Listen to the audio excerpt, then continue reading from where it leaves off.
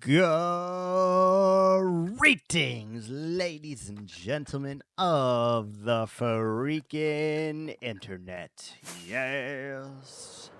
This is the Fat White Knight, as always, coming to you from another episode here in our totemless, hardcore survival world.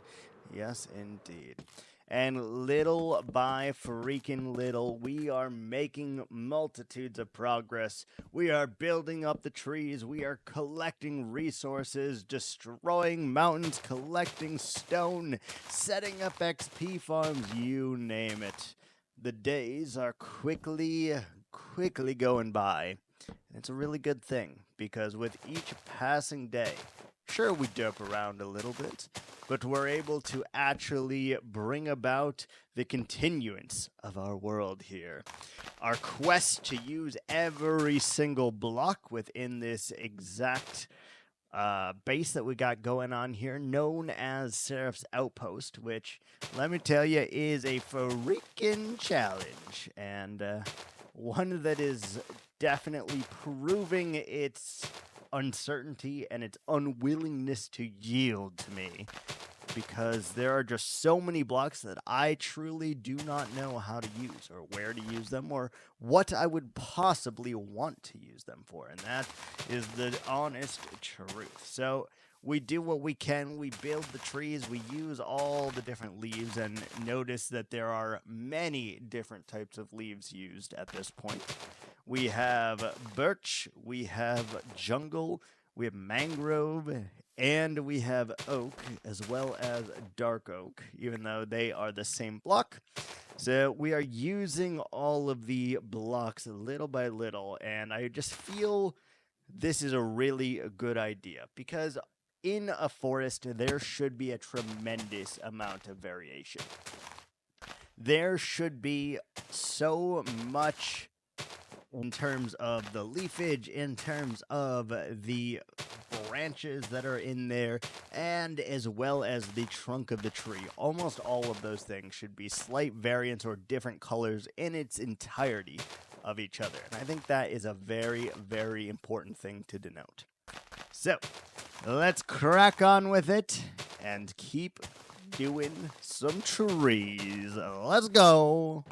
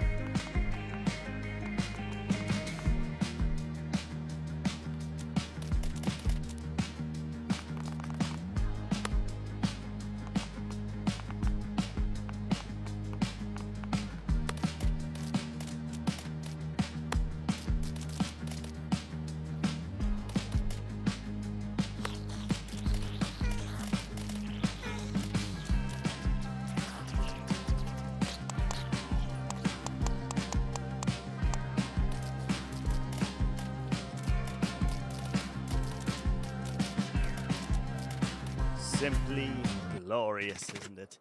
We got rid of all of those pesky trees that needed to be planted there, and now it's time to curve out a pathway while simultaneously adding our mud base here, which consists of mud, mangrove roots, cyan, terracotta, gray wool, gray carpet, the roots of the mangrove tree, which I don't know their name, as well as a little bit of light in the process underneath the ground, and it all comes together really, really well.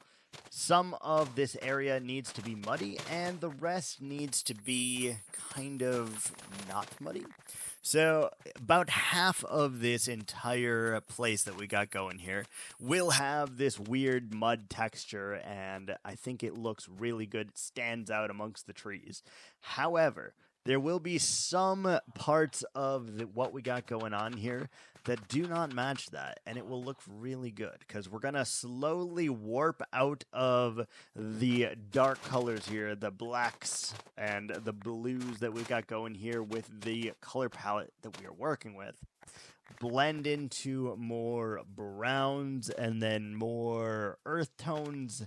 And then there will be even some areas that will still be very luscious in terms of the ground. And that is just, again, part of our spree to use each and every single block here in our humble little base.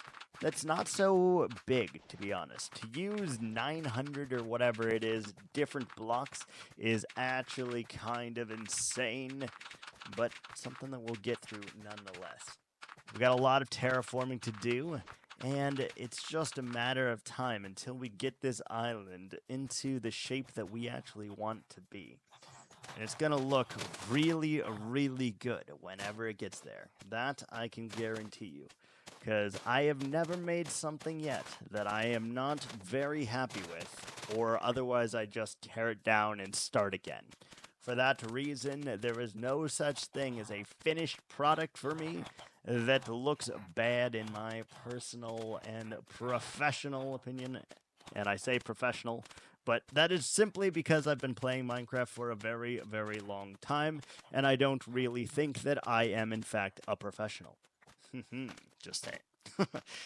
First step, though, get rid of the dirt, replace it with mud, and you want to kind of do about 60%, 70% mud, followed by 10% mangrove root muddy dirt, followed by 10% of the cyan terracotta, about 5% of the gray wool, and then we add in a little bit of gray carpet and the roots as well to make up the other 5%. I think it works out pretty damn well, if you ask me. Just colors and hues that really, really blend well together. And it gives me an excuse to use blocks that I've not really used a whole lot whilst playing this game. Hell, there's a tremendous amount that I have never used, and in this series, right this second, as we currently speak, we are in the process of doing that. I cannot give you an accurate total at this time, whether of how many blocks we've actually used, but I have the Excel document at the very least, and I can tell you that little by little we will be going through and checking them off because I know that we're going to need to, or else we're going to start missing things. So that's just how it goes. Now for some beautification, because we need a little bit of wheat to make the dream feel better.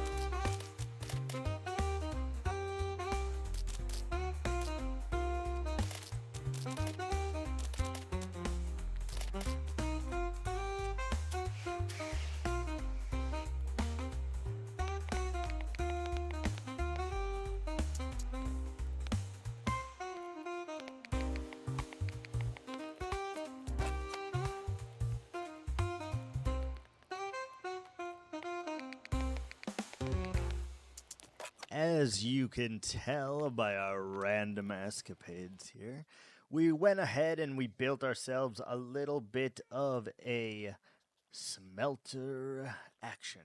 It is by no means a good smelter or anything of the sort, but it is what it is, and it will do exactly what I need it to do, which is just that, smelt things in some kind of efficient facet, yes.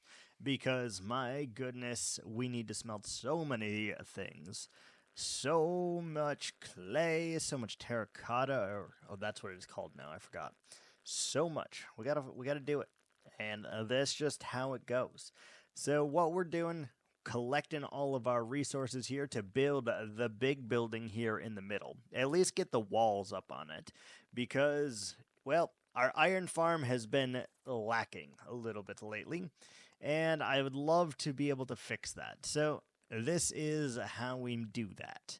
We put up the walls, and we have not used a brown terracotta yet, so we're using it because I want to use just about every color for all of our houses. I think it looks pretty good, and it is a color that we can kind of just mold and do whatever we need to with, and it works kind of good. Works pretty well indeed. So I'm trying to figure out exactly how to fix it, and took me a little bit of a feng shui, but eventually we did figure out exactly how to get our farm to work as well as we need it to work. And now it has no dead spaces, which is really freaking huge, I will say. Because we we lost so much to it. It's actually insane. But through the course of it, trying to build it, I kept running out of frickin' terracotta, so we had to make many spontaneous trips back and forth to the mesa because I couldn't be bothered to just get, like, 2, 3 shulkers at a time. I don't really do that. So it took us a long time to get there, but eventually we were able to get the amount of resources required for it and get it all set and done. At least the plain walls aspect of it. Obviously, there's still a lot of decoration that we have to do to make this really work. That's okay. I am up for the challenge because I've never built houses like this. So, to me, it is always a brand new adventure, and figuring it out usually leads to something good, something creative, or something that I just have never tried before in the game of Minecraft, and I think that is really cool. So, this may be the most inefficient iron farm ever created. It's very, very slow, but we're one person. How much iron could we possibly need? And that's truly what I think about it. So I wanted to make the floor a little bit nicer, so I made everything in here a polished diorite, and I think it works. It's just a nice way of kind of redeeming the quality of it and not making it look like utter garbage inside here, which is a fan freaking tastic, I must say. Anywho, it is looking really damn good, and we're going to keep right on rolling now that it's actually efficient and producing iron golems. I'm not sure if it's just me, but there's something oddly satisfying about watching a golem drift down through the peaceful streams and into a lava fire bath in which his remains, his corpse, explode onto the floor and give me the much needed iron that I need. I need always, right? I think it's cool. There's something also very, very excellent about farms in general. About redstone related farms that I find very, very fascinating. But also ones that I don't really know how to do. You know?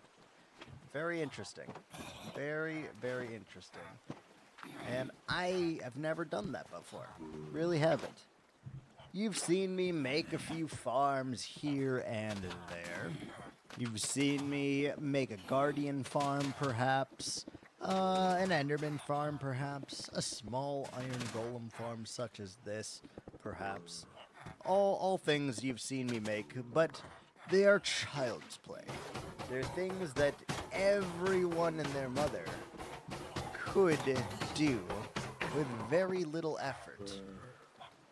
And that's something in itself. So here I learned a valuable lesson.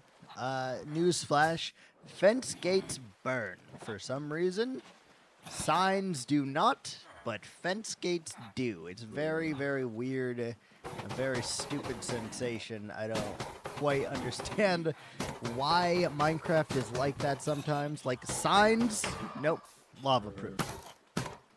Trapdoors, lava proof. Fences and fence gates, however, not lava proof. Isn't that just odd? And it's very, very odd. Well, it is to me anyway. Quickly I realized, though, that the design that we had working does not work. So we had to make it work by adding some additional signage so that we can put our lava. And lo and behold, we messed up again and forgot to put the hoppers, so had to build it a second or a third time at this point. And that's just how it goes, you know? Either way, I am very, very glad to have this iron farm working in some capacity now. They do still get stuck in the wall sometimes, but even if they do, their iron flows down into the middle and I get to collect it anyway. They don't meet their demise quite as fast, but I think that's still a-okay, and it allows for the hopper goodness to collect all of their bits, and that is fantastic. So, all in all, really not that bad. And here I realized, well, I hope it doesn't go in the middle. If it goes in the middle, we won't be able to collect that iron. But, luckily for me, it does seem to still go in the hopper, so that is a great thing to deal with. Very, very great.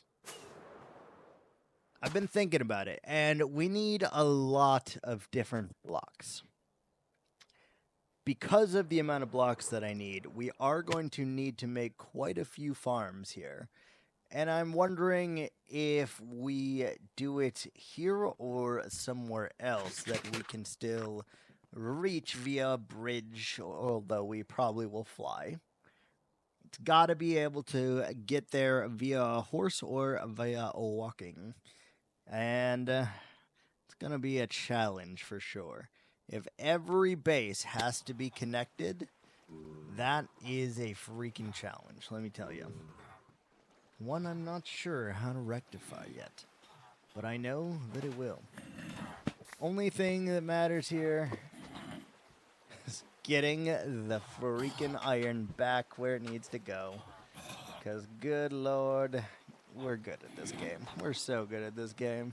And that's just, it is what it is, you know? I've never claimed to be good at this game, though I do feel I am a decent builder. And I never will claim to be anything other than that. Simply a person with a wild imagination and a found outlet in which to make something of it. That, to me, is Minecraft. I think that is one of the reasons that I really, really enjoy this game and have for the last 15 years. Is simply because it is an outlet for my creativity, because I am not good at drawing or painting or clay molding or really anything else that would be considered art. But at least for me, Minecraft, I can kind of consider art, and it kind of makes me feel at least like I can do some kind of artsy project. Because I would say not everyone can work with the same medium as this, but who knows, I may be wrong. Anyway, I digress. Let's keep on rolling full steam ahead.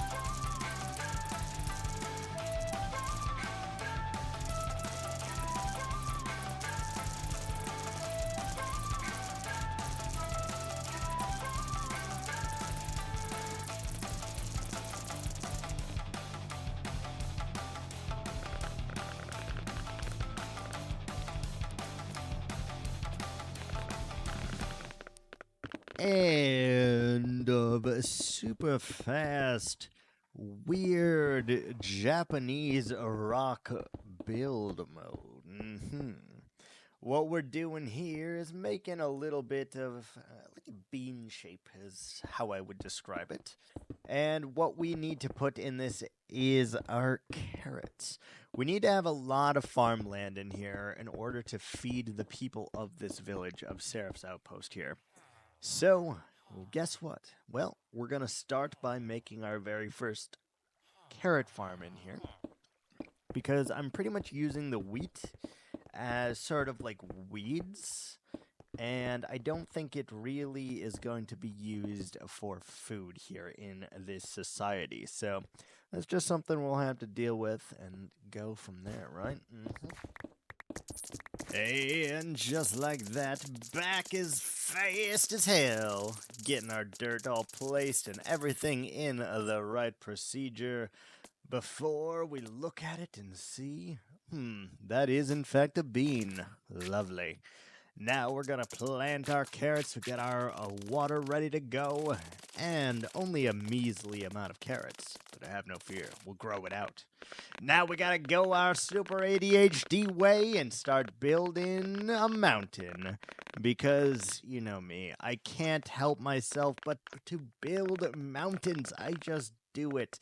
I can't help it, and no matter what I seem to do, we usually end up with a freaking mountain, and this time is no exception, except for we lack the materials to really do it at all. But that is going to do it for me for today. So I just want to thank you guys so much for watching. I appreciate each and every one of you, whether you like, whether you dislike the video. I appreciate it all the same. And again, thanks so much for watching, and I'll see you guys next time. Ciao!